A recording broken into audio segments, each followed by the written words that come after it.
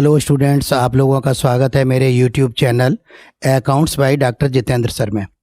आज मैं आप लोगों को इनकम टैक्स आयकर के मोस्ट इम्पॉर्टेंट बेसिक टर्म्स को समझाने जा रहा हूं, जिनके बिना कोई भी न्यूमेरिकल क्वेश्चन या आयकर को समझना आसान ही नहीं बल्कि असंभव है। तो आइए शुरू करते हैं important basic terms of income tax, जो कि आप लोगों के बीकॉम, बीबीए, एमबीए, सीए आदि के सिलेबस में सम्मिलित होते हैं। तो आइए शुरू करते हैं। Origin of income tax. आवश्यकता ही आविष्कार की जननी होती है। ठीक इसी प्रकार इनकम टैक्स का प्रादुर्भाव हुआ। In India, income tax charged for the first time in the year 1860 by the James Wilson. This tax was charged to manage financial crisis and to compensate heavy losses suffered by the British government during the first Indian struggle of independence in 1857. 1857 में प्रथम स्वतंत्रता संग्राम आंदोलन जो हुआ था, उस आंदोलन के व्ययों की पूर्ति के लिए ब्रिटिश सरकार के जो जेम्स विल्सन थे, उन्होंने 1860 में 1860 में सर्वप्रथम आयकर लगाया। Todarmal, also known as Raja Todarmal, was a prominent figure in the Mughal Empire during the reign of Emperor Akbar in the 16th century.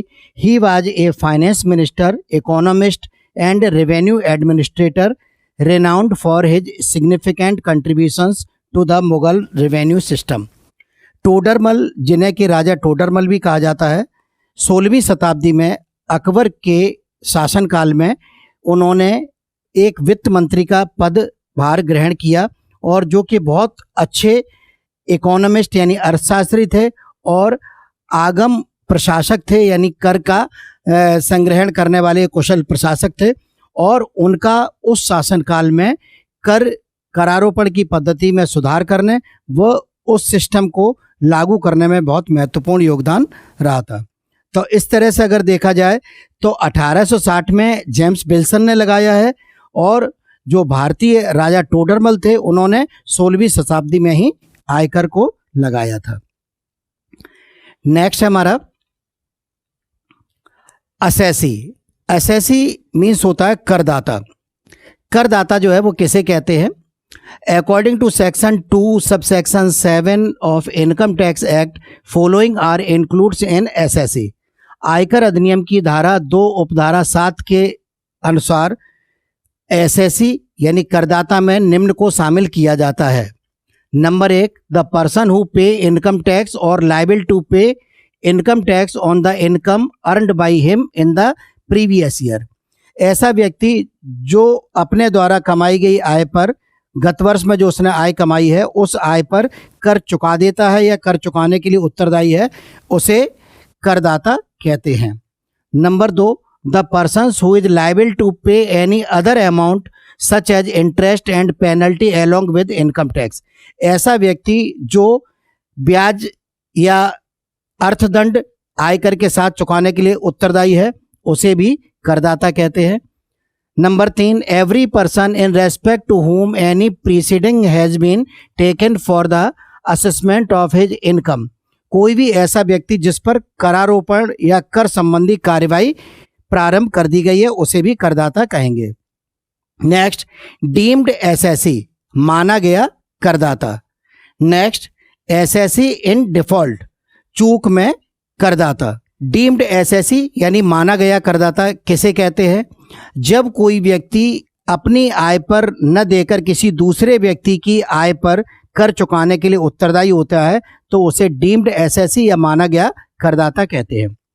For example, माना कि मिस्टर एक्स जो कि गवर्नमेंट जॉब में थे, उनकी 1 जनवरी को डेथ हो जाती है, तो 1 अप्रैल से 31 दिसंबर तक जो उन्होंने आय कमाई होगी, उस आमदनी पर मिस्टर एक्स की तो मृत्यु हो चुकी है, तो उनका जो बेटा या जो भी उत्तराधिकारी होगा वो कर चुकाने के लिए उत्तरदायी है। तो मिस्टर एक्स का जो बेटा या उत्तराधिकारी होगा, उसे आयकर के उद्देश्य से डीम्ड एसएससी माना जाएगा। एसएससी इन डिफॉल्ट, अगर किसी भी चूक के कारण या किसी गलती के कारण किसी व्यक्ति को किसी दूसरे व्यक्ति की आय पर कर अदा करना पड़ता है तो उसे एसएससी इन डिफॉल्ट कहते हैं। नेक्स्ट है हमारा असेसमेंट ईयर, कर निर्धारण वर्ष। आयकर में कर निर्धारण वर्ष का बहुत महत्वपूर्ण योगदान होता है। According to section 2 subsection 9 of income Tax Act, the period of 12 month commencing from 1st April of every year and ending on 31st March of next year known as assessment year। प्रत्येक वर्ष की 1 अप्रैल से प्रारंभ होकर अगले वर्ष की 31 मार्च को समाप्त होने वाली अवधि को कर निर्धारण वर्ष या असेसमेंट ईयर कहा जाता है। फॉर एग्जाम्पल, अगर 1 अप्रैल 2023 को जो वर्ष प्रारंभ होगा उसके जो एंडिंग डेट होगी वो 31 मार्च 24 होगी, तो 1 अप्रैल 23 से 31 मार्च 24 तक 23-24 असेसमेंट ईयर कहलाएगा। 1 अप्रैल 24 से जो ईयर स्टार्ट होगा उस ईयर का जो एंड होगा वो 31 मार्च 25 को होगा, तो वो असेसमेंट ईयर हमारा 24-25 कहलाएगा। नेक्स्ट है हमारा नेक्स्ट टर्म है प्रीवियस ईयर, गत वर्ष। प्रीवियस ईयर को हिंदी में गत वर्ष कहते हैं। According to section 3 of income Tax Act, the period of 12 month just before assessment year known as previous year. Previous year is also known as financial year and accounting year. कर निर्धारण वर्ष से ठीक पूर्व की 12 माह की अवधि को गत वर्ष कहा जाता है। उदाहरण के लिए, कर निर्धारण वर्ष अगर हमारा 23-24 है तो 1 साल इसमें से या 12 महीना घटा देंगे तो 2022-23 जो वो हमारा गत वर्ष कहलाएगा। गत वर्ष को अकाउंटिंग ईयर यानी लेखांकन वर्ष या फाइनेंशियल ईयर या वित्तीय वर्ष भी कहा जाता है। नेक्स्ट है हमारा इनकम। आयकर में इनकम या आय किसे कहते हैं? According to section 2 subsection 24 of income Tax Act, following receipt are treated as a income. आयकर अधिनियम की धारा 2 उपधारा 24 के अनुसार आय में निम्नलिखित प्राप्तियों को सम्मिलित किया जाता है। नंबर 1 प्रॉफिट एंड गेन्स, लाभ व आय, डिविडेंड लाभांश। नंबर 3 परक्यूजिट्स अनुलाभ। Number 4 salary, bonus and commission. Number 5 profits and gains of business और प्रोफेशन, व्यापार या पेशे से लाभ या आय। नेक्स्ट बैड डेट्स रिकवर्ड, जो पैसा हमारा ग्राहकों ने पिछले वर्षों में अगर मार लिया है और उसे आयकर अधिकारी ने as a bad debts allowed कर दिया है, तो जब वो पैसा वसूल हो जाता है तो उस पैसे को बैड डेट रिकवर्ड को आमदनी मान लिया जाता है। अगर प्रीवियस ईयर में उस बैड डेट को इनकम टैक्स ऑफिसर ने बैड डेट्स अलाउड नहीं किया है तो जब वो रिकवर्ड हो जाएगा तो उसे इनकम या आय नहीं माना जाएगा। Refund of customs duty, customs duty अगर एक्स्ट्रा पे हो जाती है, एक्सेस पेमेंट अगर हो जाता है तो उसे खर्चा माना जाता है, तो जब वो प्राप्त हो जाती है तो उसे आय मान लिया जाता है। अलाउंसेस रिसीव्ड, भत्तों की प्राप्तियां। भत्ते क्या होते हैं? जब एम्प्लॉयर अपने एम्प्लॉय को कुछ सुविधाएं नहीं दे पाता है तो उन सुविधाओं के स्थान पर उनका कुछ मौद्रिक भुगतान कर दिया जाता है, जिन्हें अलाउंसेज या भत्ते कहा जाता है। फॉर एग्जाम्पल, अगर किसी एम्प्लॉयर ने अपने एम्प्लॉय को रहने के लिए मकान या क्वार्टर या बंगला नहीं दे पाया है तो उसके स्थान पर वह कुछ अमाउंट पर मंथ पे कर सकता है। जो अमाउंट एम्प्लॉयर द्वारा एम्प्लॉय को पे किया जाएगा वो हमारे अलाउंसेज कहलाएंगे, और अलाउंसेज जो है वो एम्प्लॉय या कर्मचारी के लिए आय माने जाते हैं। कैजुअल इनकम रिसीव्ड एटसेट्रा, आकस्मिक आय अगर कोई प्राप्त होती है तो उसे भी आय माना जाता है। नेक्स्ट है हमारा कैरेक्टरिस्टिक्स और फीचर्स ऑफ इनकम, आय की विशेषताएं। Following are the main features और कैरेक्टरिस्टिक्स ऑफ इनकम, आय की निम्नलिखित प्रमुख विशेषताएं हैं। नंबर 1 इनकम में भी मॉनेटरी और नॉन मॉनेटरी, आय मौद्रिक भी हो सकती है और अमौद्रिक भी हो सकती है। फॉर एग्जाम्पल, जैसे मैं कोचिंग पढ़ाता हूँ तो कुछ बच्चे जो है हमें नगद में भुगतान करते हैं तो वो मौद्रिक आय हो गई हमारी। कुछ बच्चों के जैसे कुछ शॉप है तो उस शॉप से हम शॉपिंग कर सकते हैं, कपड़े की दुकान अगर किसी स्टूडेंट की है तो उस दुकान से हम कपड़ा खरीद सकते हैं। परचूनी की दुकान है तो परचूनी का सामान खरीद सकते हैं, तो वो हमारी इनकम नॉन मॉनेटरी हो जाएगी। तो इनकम में भी मॉनेटरी और नॉन मॉनेटरी। इनकम में भी लीगल और इलीगल। आय लीगल यानी कानूनी भी हो सकती है और इलीगल गैर कानूनी भी हो सकती है। आयकर के दृष्टिकोण से इन दोनों में कोई भी भेद नहीं किया गया है। इनकम में भी रिसीव्ड इन लंप सम और इन इंस्टॉलमेंट। आय एक मुश्त भी प्राप्त हो सकती है और किस्तों में भी प्राप्त हो सकती है। फॉर एग्जाम्पल जैसे मान लीजिए किसी बच्चे ने पूरी वर्ष की फीस जमा कर दी है तो वो हमारी इनकम क्या कहलाएगी? लंप सम एक मुश्त कहलाएगी। अगर कोई स्टूडेंट पर मंथ पे करता है तो वो इंस्टॉलमेंट में हो जाएगा। या मान लीजिए सपोज हमारी फ़ीस 10,000 रुपये है, बच्चे ने कहा कि हम 2 बार में 5-5 हज़ार रुपये दे देंगे, तो इनकम में भी इन लंप सम और in instalment. Income should be received from outsider. Income को आउटसाइडर या बाहरी पक्षों से प्राप्त होना चाहिए। सपोज हम अपने बच्चों को, अगर अपने बेटे को या बेटी को कोचिंग में के बैच में बैठा लेते हैं और उन्हें पढ़ाते हैं, तो अगर बाई चांस वो कोई हमें पेमेंट करते हैं तो वो पेमेंट लिया तो उन लोगों ने हम ही से होगा, तो वो उसे इनकम नहीं माना जाएगा। Income should be received from outsiders. Income में भी daily, weekly, monthly, quarterly, half yearly and annually. आय जो है वो हमारी साप्ताहिक हो सकती है, मासिक हो सकती है, क्वार्टरली या त्रैमासिक हो सकती है, अर्धवार्षिक हो सकती है तथा वार्षिक भी हो सकती है। आय का ऐसा कोई ज़रूरी नहीं है कि आय हमारी एक सर्टेन ड्यूरेशन या इंटरवल पर ही हो। नेक्स्ट है हमारा पर्सन यानी व्यक्ति। According to section 2 subsection 31 of Income Tax Act, following are include in person। आयकर अधिनियम की धारा 2 उपधारा 31 के अनुसार व्यक्ति में निम्नलिखित को सम्मिलित किया जाता है। नंबर 1 एन इंडिविजुअल, एक व्यक्ति को। नंबर 2 ए फर्म, एक फर्म को। नंबर 3 ए कंपनी, एक कंपनी को। नंबर 4 ए हिंदू अनडिवाइडेड फैमिली, हिंदू अविभाजित परिवार को। Number 5 an association of persons, व्यक्तियों के संघ को। और a body of individuals. Number 6 A local authority यानी स्थानीय निकाय को। Number 7 any artificial juridical person. Next है हमारा हेड्स ऑफ इनकम टैक्स, आयकर के शीर्षक। संपूर्ण भारतीय आयकर को 5 शीर्षकों में बांटा गया है। There are 5 heads of income tax which are following. आयकर के 5 शीर्षक होते हैं जो निम्नलिखित हैं। नंबर 1 इनकम फ्रॉम सैलरीज, वेतन शीर्षक से आय। ऐसी आय जो मालिक एवं नौकर, एम्प्लॉयर और एम्प्लॉय के रिलेशन के अंतर्गत प्राप्त होती है, उस इनकम पर इनकम फ्रॉम सैलरीज हेड में टैक्स लगाया जाता है। नेक्स्ट नंबर 2 है income from house property.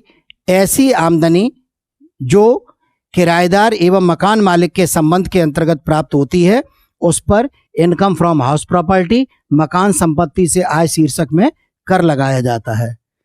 Number 3 profits and gains of business और प्रोफेशन, व्यवसाय तथा पेशे से आय एवं लाभ। अगर कोई व्यक्ति वस्तुओं का क्रय विक्रय करता है तो वह व्यवसाय कहलाएगा। अगर कोई सर्विसेज प्रोवाइड, इंटेलेक्चुअल या मेंटल सर्विसेज प्रोवाइड करता है तो वो हमारा प्रोफेशन कहलाएगा। तो आयकर के उद्देश्य से चाहे वो बिजनेस हो चाहे प्रोफेशन हो, इन दोनों में ही जो कर लगाया जाता है वो profits and gains of business और प्रोफेशन में लगाया जाता है। नंबर 4 कैपिटल गेन, ठीक है, पूंजी लाभ। कुछ संपत्तियां ऐसी होती हैं जो पूंजीगत प्रकृति की होती हैं। पूंजीगत संपत्तियों को विक्रय करके जो भी लाभ या आय प्राप्त होती है उन पर कैपिटल गेन हेड या शीर्षक में कर लगाया जाता है। Number 5 income from other sources, अन्य साधनों से आय। ऐसी आय जो करमुक्त नहीं है या करयोग्य है तथा जिन पर पहले, दूसरे, तीसरे, चौथे हेड में आयकर नहीं लग सकता है, उस आमदनी पर 5वें head income from other sources में टैक्स लगाया जाता है। नेक्स्ट हमारा ग्रॉस टोटल इनकम, सकल कुल आय। The sum of all 5 heads income known as gross total income, it is calculated as under। सभी 5 शीर्षकों की आय के योग को सकल कुल आय कहते हैं। इसकी गणना निम्न प्रकार की जाती है। नंबर 1 इनकम फ्रॉम सैलरीज को नोट कर लेंगे हम। Number 2 income from house property को नोट कर लेंगे। Number 3 profits and gains of business और प्रोफेशन को ऐड कर लेंगे। नंबर 4 कैपिटल गेन को ऐड कर लेंगे। Number 5 income from other sources को ऐड कर लेंगे।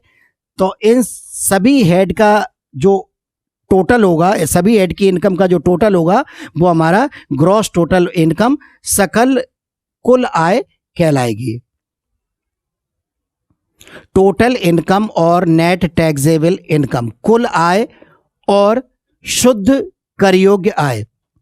The amount which comes after deducting the all deductions of under section 80C to 82U from gross total income known as net taxable income or total income. Income tax computed on this income, net taxable income is rounded off for calculating income tax in multiple of ₹10 as per section 288A। सकल कुल आय में से 80C से 80U तक की deduction को घटाने के पश्चात जो भी राशि आय की शेष बचती है उसे net income, net taxable income, शुद्ध करयोग्य आय या टोटल इनकम, कुल आय कहते हैं। करयोग्य कुल आय को 10 रुपए के नियरेस्ट में राउंडेड ऑफ कर दिया जाता है। मीन्स अगर हमारा वंश एक इकाई का स्थान यानी वंश 1, 2, 3, 4 रुपये 99 पैसे तक है तो यानी 0 कर दिया जाएगा। यानी 5 रुपये से अगर कम है तो जो है वो छोड़ दिए जाएंगे। 5 रुपये और उससे ऊपर 9 रुपये 99 पैसे तक है तो यानी हमारा 10 रुपये बढ़ा दिए जाएंगे। तो हमारी जो नेट टैक्सेबल इनकम होती है तो ग्रॉस टोटल इनकम में से, ग्रॉस टोटल इनकम यानी 5 हेड की इनकम में से 80C से 80U तक की डिडक्शन को घटाने के पश्चात जो भी इनकम शेष बचती है उसे नेट टैक्सेबल इनकम कहते हैं और उस इनकम को नियरेस्ट 10 रुपीज में राउंड ऑफ कर दिया जाता है, जिसका कि सेक्शन है 288A। कैजुअल इनकम, आकस्मिक आय, the income which we received without pre expectation, by chance और by luck, known as casual income.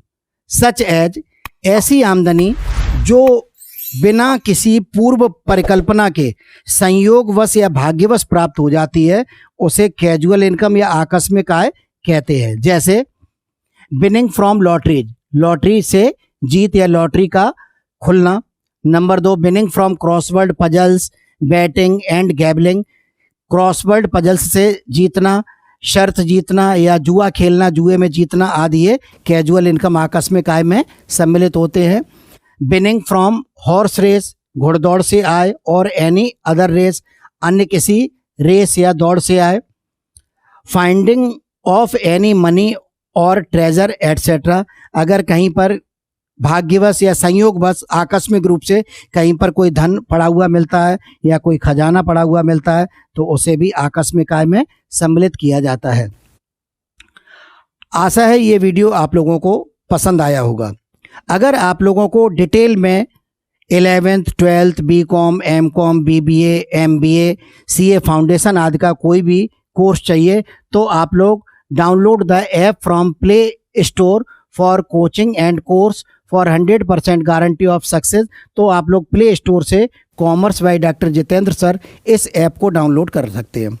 फिर भी अगर आप लोगों को किसी भी तरह का कोई डाउट होता है तो आप लोग विदाउट हेजिटेशन मेरे मोबाइल नंबर 8923000644 पर कॉल कर सकते हैं।